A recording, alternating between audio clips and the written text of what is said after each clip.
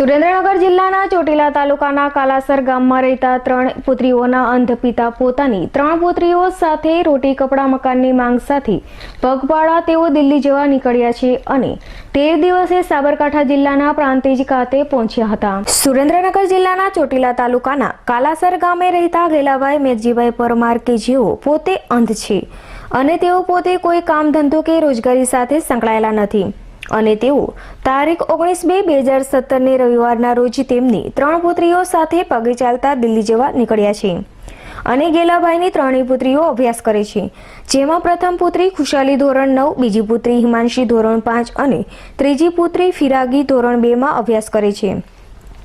પણ છેલ્લા 15 વર્ષથી ધંધો રોજગાર ન મળતા તેઓ રોટી કપડા અને મકાનની માંગ સાથે સ્થાનિક તાલુકા કક્ષાએ રજૂઆત કરવા છતાં અને ઉપલા લેવલે રજૂઆત કરવા છતાં અને કેટલાય મંત્રીઓને રજૂઆત કરવા છતાં પણ આજ દિન સુધી કોઈ જ ફળ મળ્યું નથી અને તાલુકા પંચાયત ખાતે ધરણા ઉપર પણ બેઠા હતા, છતાં પણ આજ દિન સુધી કોઈ લાભ જ નથી મળ્યો।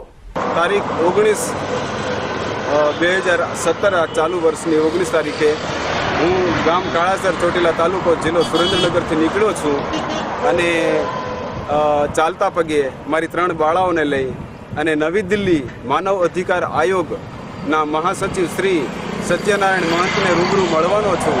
છેલ્લા 4 માસથી હું પત્રો લખું છું, મને કોઈ પ્રત્યુત્તર મને મળેલ નથી, માટે હું ચાલતા પગે મારી બાળાઓ સાથે નાની બાળાઓ સાથે ચાલતા પગે નવી દિલ્હી જઈ રહ્યો છું। ત્યારે હાલે વાયા ગાંધીનગર કરી અને સચિવાલયને મળી અને હું નવી દિલ્હી જઈ રહ્યો છું। મારો માનવ અધિકાર સામે એક જ માગણી હતી કે આ ભારતની અંદર મારી માટે કોઈ સ્થાન ન હોય, મારી માટે કોઈ વ્યવસ્થા ન હોય તો પછી મને ભારત મુક્ત કરી અને મને અલગથી છૂટો કરી દેવો જોઈએ।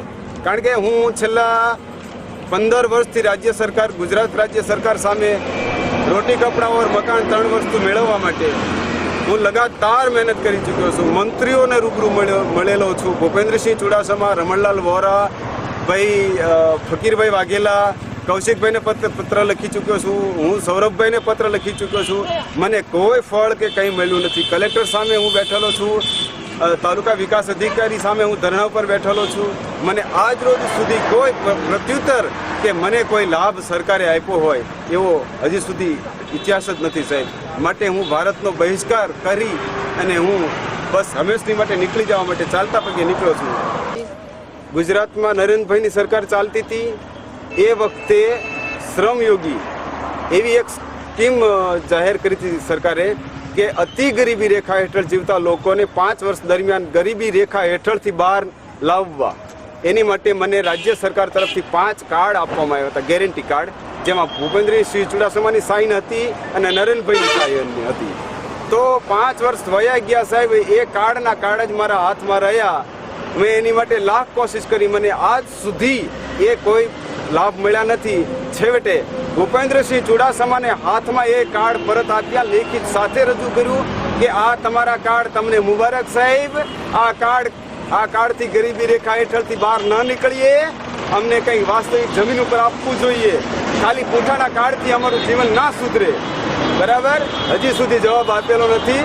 આ રાજ્ય સરકારનું હું છોડી અને જાઉં છું સાહેબ। જેથી રોટી કપડા મકાન સહિતની સહાય સરકાર તરફથી ના મળતા તેઓએ રાષ્ટ્રપતિને પણ પત્ર લખીને દેશમાંથી મુક્તિ મેળવવા પત્ર લખ્યો છે, જ્યારે તેઓ માનવ અધિકાર આયોગ દિલ્હી ખાતે પણ છેલ્લા 4 માસથી પત્રો લખી રહ્યા છે, પણ તેઓને આજ દિન સુધી કોઈ જ જવાબ મળ્યો નથી। ત્યારે તેઓ પોતે પોતાની દીકરીઓ સાથે ભારત મુક્ત કરવા માંગ સાથે હાલ દિલ્હી જવા રવાના થયા છે। ત્યારે તારીખ 3/3/2017 ને શુક્રવારના રોજ 13 દિવસે પગપાળા ચાલીને પોતાની 3 દીકરીઓ સાથે પ્રાંતિજ ખાતે આવી પહોંચ્યા હતા। જ્યારે હવે જોવાનું એ રહ્યું કે શું ગેલાભાઈને સરકાર તરફથી સુવિધાઓ મળશે કે કેમ, એ તો હવે જોવું રહ્યું। ત્યારે હાલ તો દેશમુક્તિની માંગ સાથે આ 3 પુત્રીઓ સાથે ચાલતી પકડી છે, ત્યારે દિલ્હીમાં તેમનું કોઈ સાંભળશે કે કમ તે પણ હવે જોવું રહ્યું। જીલ રાવલ, વી ન્યૂઝ, પ્રાંતિજ, સાબરકાંઠા।